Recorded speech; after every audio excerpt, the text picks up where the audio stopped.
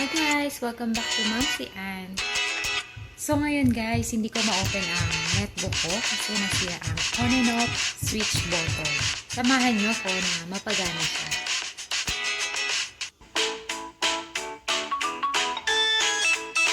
So ito guys, sira. Ayaw ko nga ng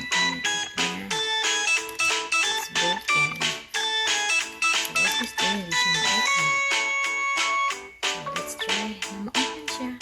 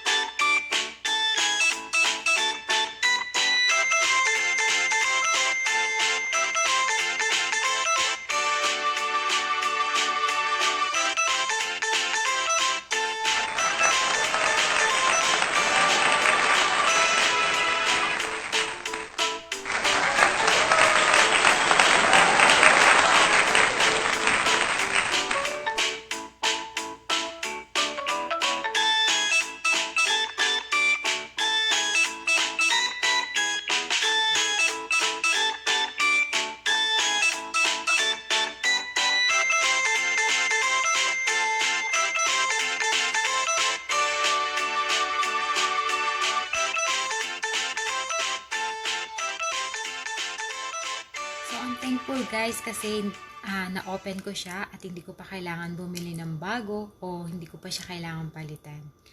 I hope guys na nakatulong tong video na to sa mga may netbook or laptop na hindi ma-open dahil sira ang on and off power button. I hope na itry nyo to and sana gumana din sa inyo. So, thank you guys for watching! See you again next time! Bye-bye!